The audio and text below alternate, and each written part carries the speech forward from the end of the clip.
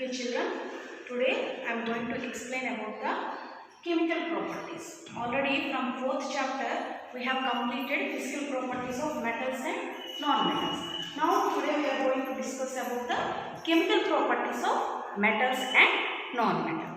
So chemical properties means one thing is going to react with another one. Physical properties means its state, its color, its density, like that we have discussed. But chemical properties means what happens when a metal reacts with some other elements, what products will form, and how non-metals will react when they react with some other elements, how they form. That thing we will learn. So first one is we will see chemical property that metals. When metals react with oxygen, what it happens. Okay. So here first I have taken metals. This side metals I have written, this side non-metals. So here when metal. For example, sodium. Sodium is a non-metal or not? So when sodium reacts with oxygen, you will get sodium oxide. What you will get? Sodium oxide. And means sodium, even like sodium, potassium also reacts with oxygen, means at room temperature only. For example, sodium we have taken and simply we have kept on this table. In whatever oxygen is present in around us now, that oxygen easily it will react. No need of burning, no need of lightning it. Easily it will react with the oxygen present in the atmosphere. So and forms sodium oxide. Clear? Even same thing happens in potassium also. Potassium is also very highly reactive metal. Even potassium also, if you are keeping outside it, so usually it will react with oxygen and catches fire. And even copper, if you are taking copper now, copper generally will be reacting with oxygen when it is heated. Clear? When it is heated, then only copper reacts with oxygen. So it will form copper oxide. So we are talking about the reaction of metals with oxygen. Even sometimes what happens, see copper, when we are using copper utensils or copper some kadas or something we are wearing, see after few days we will observe some green type coating over on copper things. Isn't it or not? So here what happens generally when we are wearing those type of things or when we are using copper utensils, generally we will leave outside. Okay, so here the copper will react with water vapor present around us. Okay, in our air water vapor will be there or not? So nothing but water. And even carbon dioxide is also present in our air or not? Yes. And even oxygen also will be present around us or not? Yes. So when this copper reacts with the water and carbon dioxide and oxygen present in the atmosphere, this copper hydroxide, the greenish color we are telling nothing but that is nothing but copper hydroxide will be forming there along with copper carbonate. Okay, so like this reaction, even iron also if you are taking, when iron reacts with, see iron thing sometimes we are leaving outside means they will react same case here also, that they react with oxygen and water. Iron oxide will form. What will form? Iron oxide. Nothing but this process, the forming of this rusting, nothing but this process, the forming of this what is that called as corrosion of iron. Actually corrosion means the chemical reaction that takes place when mainly a metal. What is the metals here? Iron, for example. When this metal is leaving outside. Okay, so it reacted with the oxygen and water. That nothing but the chemical reaction, whatever is taking, that one we call it as corrosion. This corrosion of iron we call it as rusting. Okay, that whatever that brownish color will be forming now on the iron things, if you are leaving outside, that nothing but the brownish, red color, brownish coating will call it as rusting. Okay, so these are the reaction of metals with oxygen. Okay, even which type of, whether they are acidic or basic means generally they are basic in nature. Whatever things we are getting here now oxides, they are basic in nature. For this one, simply take magnesium. Okay, magnesium ribbon you take and burn it. Nothing but burning Okay, so magnesium oxide will form there. Okay, magnesium means one ribbon, magnesium ribbons will be there. Okay, when we are burning it, that magnesium is nothing but react with oxygen. Mg plus O2.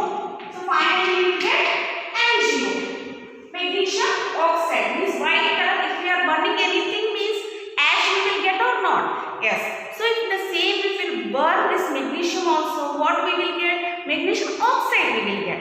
Okay. So in this magnesium oxide we are that ash we will mix it in water and dip one which color? Red litmus. Dip red litmus, red color litmus paper in this one, automatically it will change it into blue color. It will change it into blue color. If red color litmus changes to blue color litmus, nothing but they are basic in nature. What they are? Basic in nature. So maximum all the oxides what are forming here, they are basic in nature. Clear here? So here come to non-metals.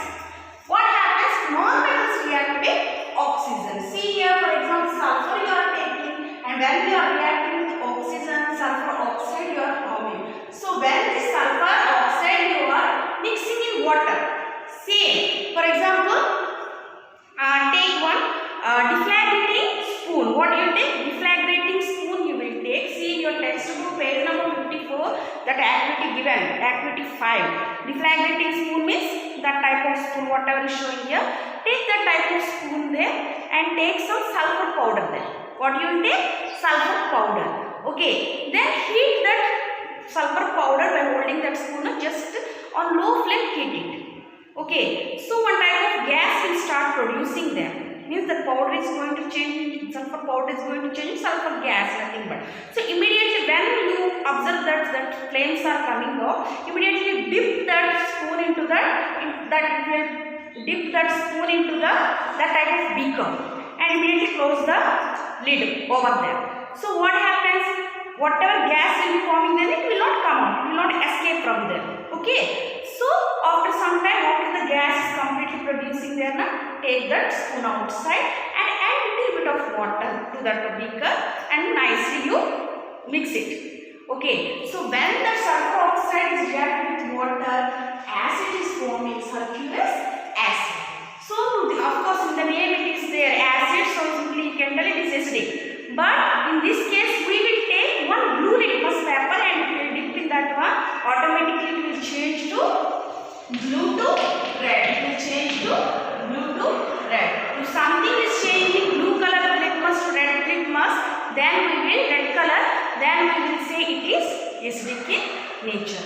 So the oxides which are forming with the non-metals, those are in which nature? Which nature those are in? They are in acidic nature. With metals, the oxides will be basic. With non-metals, the oxides will be acidic. Even with phosphorus also, this one also phosphorus pentoxide it is, and even this one also acidic in nature. So this is about reaction of metals and non-metals with oxygen. And next one, reaction of metals with water. When generally metals react with water, in some cases oxides will form, some cases hydroxides will form, along with the liberation of hydrogen gas. Along with the liberation of hydrogen gas. So here see, we have taken metal. What is that metal?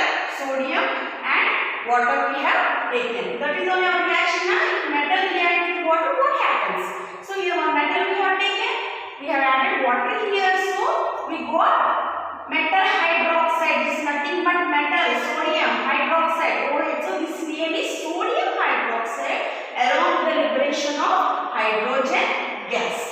Okay, so here one test is there for hydrogen gas. When the gas is coming out now, if you bring some lightning things like burning matchstick or some candle, which one is lightning, just if you bring near to it now, to that gas whatever is producing, if you bring near to it now, it will put off or it will make sounds like pop sound. If something is making like pop sound now, it is nothing but it is the means like we are testing it whether the gas is hydrogen or not. Means if the burning matchstick is making that type of sound, we can say that the gas is nothing but hydrogen gas. Okay, confirmation test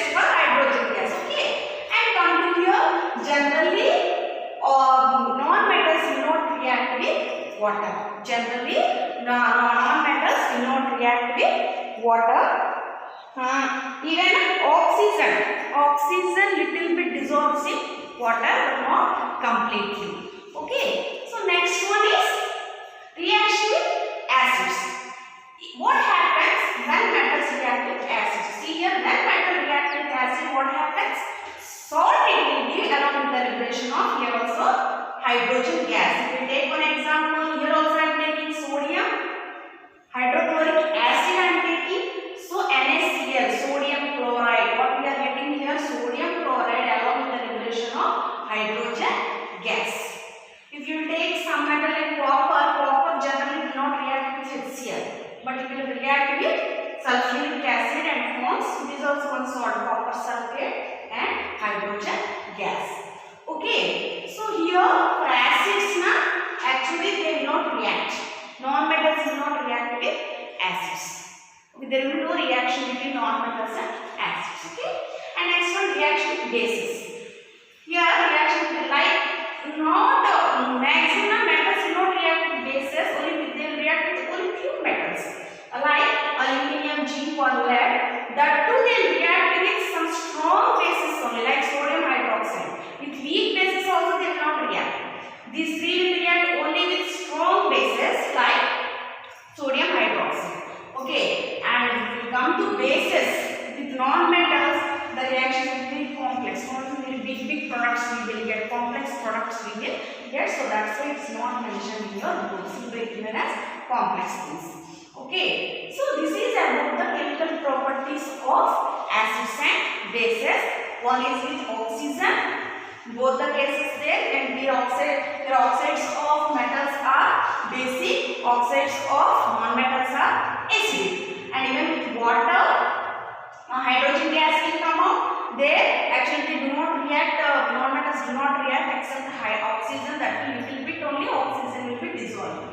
And even acids, here salts and hydrogens will be liberated. Here with acids, non-metals will not react. Even with bases, only few metals will react, that will be strong bases only. And even bases non-metals react with bases will be very complex. And next come to displacement reactions. Okay, displacement reaction means displacement. Okay, place means we know wherever we are sitting, we are occupying, that is our place, isn't it not? Is it or not? So displacement means nothing but changing place. Okay, so here displacement reactions means the reactions in which the positions of the metals are changing. So here, now by seeing these things, we can say that all the metals will not react with the, all the metals will not show the same reactivity thing, isn't it or not? Some metals will react with cold water, some will react with water, some will react with bases, isn't it or not? So each and every metal will have their own capacity. So depending upon the reactivity, okay, depending upon the reactivity, all these metals are placed in one order. Okay, in one order, nothing but that order we will call it as reactivity series. Okay, in that reactivity series, the metals are arranged in such a way that the most reactive element is kept in the first position and the least reactive metal is kept in the last position. Okay, so here we will see the reactivity. First highly reactive element is here potassium, then sodium, then calcium, then magnesium, aluminium, zinc, iron, lead, hydrogen. See, hydrogen is not a metal, it is a non-metal, but since it is having a capacity of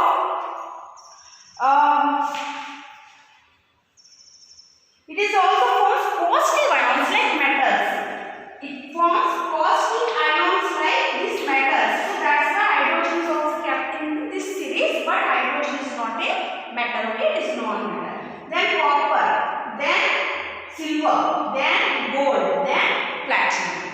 Okay, so this is the reactivity of the metals.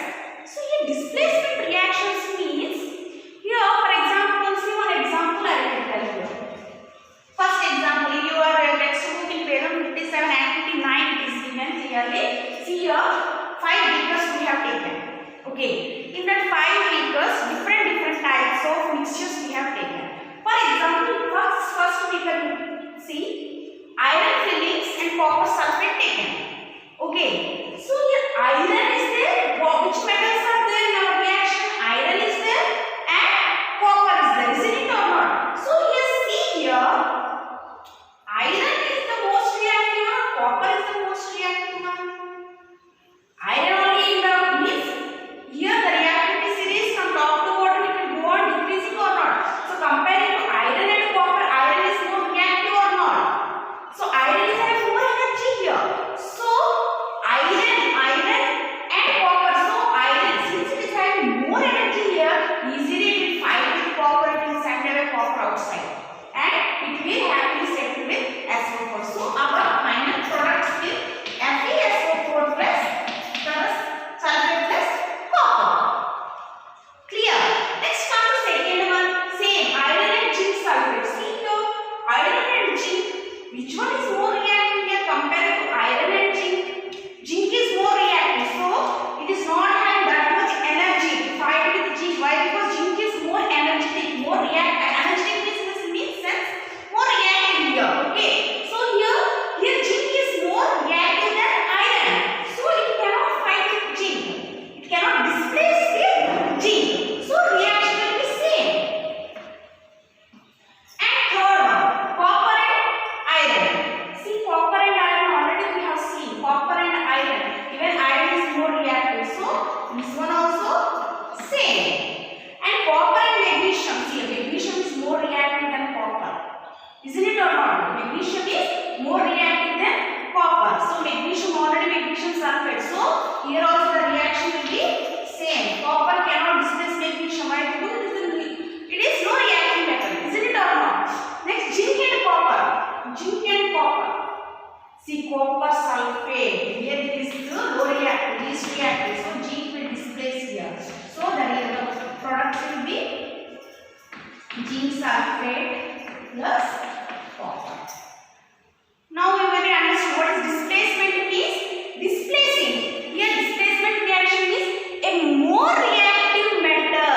A more reactive metal will displace the less reactive metal from its salt solution. From its salt solution, more reactive metal will displace the less reactive metal from its salt. Okay, so that type of reactions we will call it as displacement reactions. Clear, children? So this is about the displacement reactions. And after that, it is given in your textbook uses of metals and non-metals. See, so many metals. Copper uses. And one more thing, alloy is there. Maybe yellow is new one for you. So alloy means if we mix two metals. If we mix two metals and the whatever new substance is coming out from those two, from the mixture, that one will call it as alloy. An alloy is a metallic substance made by mixing of two or more metals. Example, if you see steel. Steel we are using in our houses, or steel products, utensils we will use now. It is an alloy of iron, carbon, nickel, chromium. Okay, so like that. If you read that uses now, so you will understand maximum mercury, gold, silver uses, zinc uses, even use of non-metals, oxygen, use of oxygen, it is very inhaled by human beings, and sulfur used in medicines, even iodine also on wounds, it will be wounds whenever we will get some injury, something, iodine will be used, graphite in pencil lead. So you go through those uses, you will understand, no problem. Next topic, small topic is noble gases. Okay, so generally there are noble gases means these gases will be there in our atmosphere, but they will not react with anyone. They are non-reactive, they are stable gases. They are non-reactive. That's why we will call those gases as noble gases. Okay, they are very stable, like helium, neon, argon, krypton, xenon, radon. All these are comes under noble gases. Even their use is also given. Helium is used to fill balloons as it is lighter than air. So see some that balloons will be there, lightweight balloons. So if we leave that balloon now, it will go upside. Have you ever experienced that one or not? Why? Because that balloon will be filled with helium gas. So helium is very lighter compared to the air surround us. So that's why lighter things always will go upside. Okay. So like that helium will be used in filling balloons. Even neon is used to make glow signs. See in a textbook given in some shops na, like that it will be. Their signs will be there outside, their boards and everything. So in that case it will be used. And argon also for filling electric bulbs, argon gas will be used. So like that, these are some of the uses of noble gases. Okay children, so here our chapter of 4th chapter, that is metals and non-metals, completed. So I'll send the notes to you, make the notes and send me first chapter, and means first already I have got 4th chapter now, that chapter notes and this chapter notes, send it to me. Okay, thank you.